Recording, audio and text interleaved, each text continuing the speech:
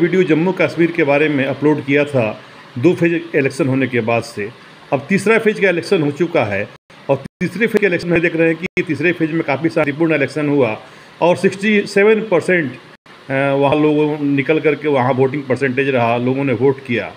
और ये चाहे जीत किसी की हो, हार किसी की हो, लेकिन सबसे बड़ी बात है कि ये लोकतंत्र की जीत है, जहाँ की हिंसा मुक्त चुनाव हुए, वायलेंस का कोई ये नहीं है और दूसरे साथ स्टोन पेल्टिंग वगैरह किसी भी नहीं, कोई बात नहीं हुई और किसी को वोटिंग देने से, किसी को वोटिंग करने डिस्टर्ब भी नहीं किया गया। अब उस दिन मैंने बहुत सारी बातें बताई, लेकिन एक तथ्यात्मक चीज़ को मैं आज रख रहा हूँ कि जम्मू कश्मीर का जो विलय किया गया, तो जम्मू कश्मीर के विलय के लिए यही 2 पेज का जो लेटर है, instrument of accession of Jammu and Kashmir state,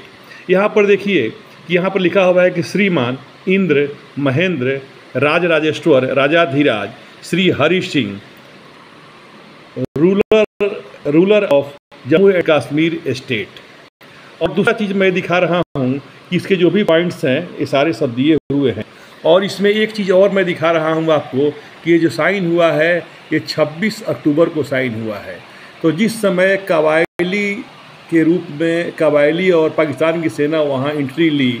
सबसे पहले एंट्री हुआ उरी में हुआ। उरी जो है वो बारामूला डिस्ट्रिक्ट के भीतर है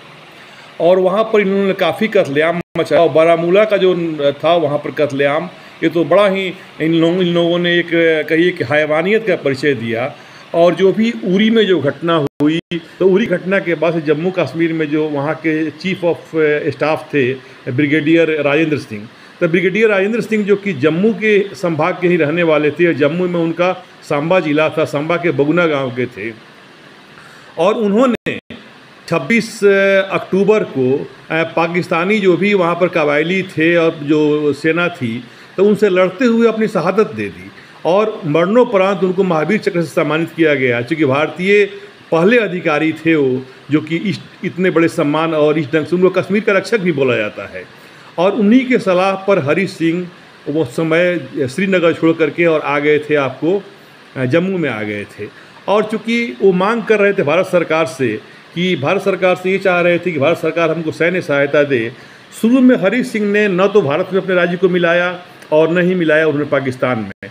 पाकिस्तान के को जो वहाँ जिस ढंग से जिस आधार पर पाकिस्तान का फॉर्मेशन हुआ था, क्योंकि वहाँ की इस्लामिक राज्य की बात थी या इस्लाम ओरिएंटेड जो भी उनका ये था, जिन्ना का दृष्टिकोण था, इसलिए पाकिस्तान में उनको गवारा नहीं था। दूसरी बात कि नेहरू की डेमोक्रेसी से भी उनको भी लगता था, डर लगता था कि नेहरू की जो डेमोक्रेसी है हमारे राजशाही को नहीं चलने देगी, तो एक स्वतंत्र राज्य के हिमायती थे।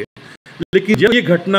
हुई कि पाकिस्तान कबायली के रूप में वहाँ पर हमला कर दी और सेना लगभग बारामूला में अत्याचार करते हुए जब श्रीनगर के नज़दीक पहुँच गई, उस समय भारत से डिमांड कर रहे थे कि भारत सरकार हमको सहायता करे। और उस समय गवर्नर जनरल जो भी थे, वो गवर्नर जनरल थे उस समय लॉर्ड माउंटबेटन।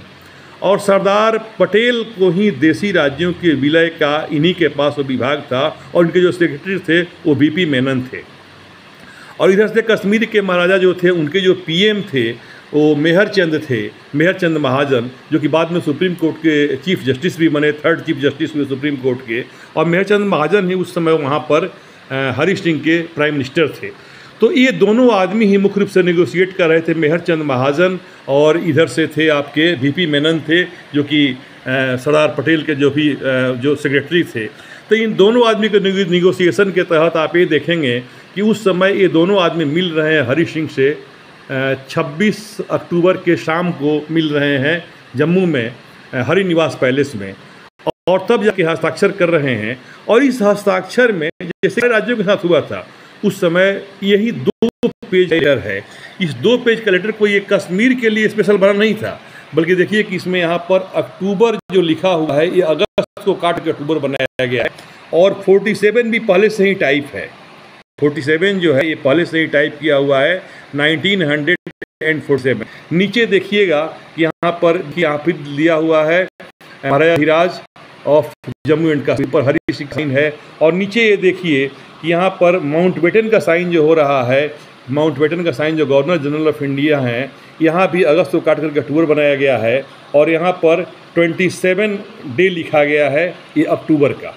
तो मेरे कहने का मतलब है कि कश्मीर के लिए जो इस भी एक्सेशन का जो लेटर है, जो एक्सेशन का लेटर है कश्मीर का, instrument of accession of Jammu and Kashmir है, ये कश्मीर के लिए कोई अलग से ड्राफ्टिंग नहीं हुआ था, बल्कि एक ही जो शुरू से ही पेज था, 2 पेज का ये था, इसी की छाया प्रति सारा ही फोटो स्टेट था जिसके तहत जम्मू कश्मीर को मिलाया गया। अब देखिए कि जो 370 की बात आ रही है, तो ये तथ्यात्मक इसमें कहीं 370 की बात नहीं है। उस समय कश्मीर के जनमानस के जो नेता थे शेख अब्दुल्ला थे और राजा हरि सिंह थे। हरि सिंह स्वतंत्र राज्य चाहते थे, भारत के साथ समय ऐसा आया कि भारत के साथ विलय पर हस्ताक्षर करना पड़ा। शेख अब्दुल्ला भी, क्योंकि उनको अब ये लग रहा था कि अब राज्य मुझे ही करना है, क्योंकि बात आ गई डेमोक्रेसी की, तो खुद ही बाद में स्वतंत्र राज्य के हिमायती बन गए और वो ये चाहते थे कि बहुत थोड़े से अधिकार के दिया जाए, जो कि था कि मान लीजिए कि एक्सटर्नल अफेयर्स हुआ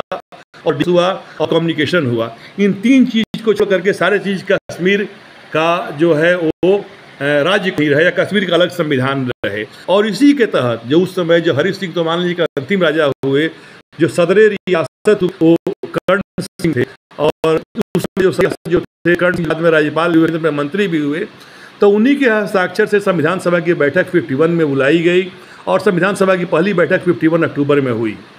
और देखिए सबसे बड़ी बात कि जब शेख अब्दुल्ला का खुद नज़रिया जब बदल रहा है और उनकी सरकार एक ढंग से कहिए कि केंद्र की ओर से आया कि अल्पमत में सरकार आ गई है, इन लोगों को महसूस हुआ, तो हरि सिंह इनको कर्ण सिंह के द्वारा शेख अब्दुल्ला की सरकार को 53 में बर्खास्त भी कर दिया गया। और इसके बाद से केंद्र के द्वारा ही एक ऊपर से सुझाव आया कि इनके द्वारा राजद्रोह संबंधी कुछ काम किया जा रहा है, जम्मू कश्मीर को स्वतंत्र कराने के लिए षड्यंत्र रचा जा रहा है, तो शेख अब्दुल्ला को पकड़ के जेल में डाल दिया गया। और 53 से लेकर के और लगभग 63 तक लगभग 10-11 साल तक जेल में रहे। और कुछ घटनाएं वैसी टर्न ली कि जो हजरत साहब का जो दाढ़ी का जो बाल था, जो उस समय इशरत महल में रखा हुआ था बहुत पहले, जो कि बाद में वो जाकर के जगह फेमस हुआ हजरत बल दरगाह के रूप में, वहाँ 63 में हजरत बल दरगाह से हजरत साहब का दाढ़ी का बाल चोरी हो गया। और चोरी होने के बाद से कश्मीर में काफ़ी डिस्टर्ब हो गया, काफ़ी डिस्टर्बेंस हुआ, यहाँ तक कि वहाँ पर आपको गृह मंत्री को, सारे केंद्र के कई मंत्री वगैरह को जा कर के, और उस समय नेहरू की तबीयत खराब भी चल रही थी, वहाँ जा कर के कैंप करना पड़ा। और इसके चलते पाकिस्तान में भी हंगामा हो रहा था, बांग्लादेश में भी हंगामा हो रहा था। और उन परिस्थितियों में फिर नेहरू ने मजबूर होकर के, क्योंकि नेहरू की तबीयत खराब चल रही थी, उन्होंने जा कर के उस समय इनको शेख अब्दुल्ला को जेल से रिहा कर दिया और जेल से रिहा करवा दिया। उस समय शेख अब्दुल्ला को, चूँकि उनके सपोर्ट की आवश्यकता थी, वो जनमानस के आदमी थे, हालांकि उसी शेख अब्दुल्ला को फिर दोबारा भी शास्त्री जी के टाइम में अरेस्ट किया गया और लगभग वो 82 तक वहाँ, फिर बाद में वहाँ के सीएम भी बने। लेकिन जो कि जनमानस पर उनका पकड़ था और उनको ये लग रहा था कि अब तो हरि सिंह रहे नहीं, अब सदर रियासत कर्ण सिंह भी नहीं रहे, क्योंकि इनका भी सदर रियासत का और राज्यपाल का टाइम ख़त्म हो चुका था और इसके बाद से केंद्र में मंत्री बन चुके थे। अब इनको लग रहा था कि ये सारे चीज़ मुझे ही उपभोग करना है, तो जितना ही अधिकार रहेगा कश्मीर के पास उतना ही हमको सहूलियत रहेगी। तो ये उसी के हिमायती बन गए। और इनके कहीं एक तरह से वैचारिक परिवर्तन तब आया जब बांग्लादेश का फॉर्मेशन हो गया और इनको लगा कि अब इंडिया के सामने पाकिस्तान की नहीं चलने वाली है। और 71 में जब बांग्लादेश अलग हो गया तो शेख अब्दुल्ला ने भी मन ही मन मान लिया कि अब कश्मीर की स्वतंत्रता नहीं हो सकती है। और सबसे बड़ी खुशी की बात है कि 2019 में जा कर के इस तत्कालीन जो भी उस समय की सरकार है, जो अभी चल रही है सरकार, तो इस सरकार के द्वारा 370 को 35A को एबॉलिश कर दिया गया। और इसके बाद जो इलेक्शन हुए हैं, जिस इलेक्शन पूरे शांतिपूर्ण ढंग से हुआ, जो कि एक लंबे समय से जो कश्मीर में जो प्रोविज़न चले आ रहे थे, जिसका कि माउंटबेटन के द्वारा जिस एक्सेशन जो हुआ था और बाद में 370 के तहत अलग संविधान बना हुआ था, उस संविधान को हटाया गया और हटाने के बाद से वहाँ पर स्वतंत्र और निष्पक्ष चुनाव हुए। तो ये मैं तथ्यात्मक चीज़ है, मैं इसलिए संयोग से आज मैं रख दे रहा हूँ आप लोगों के पास।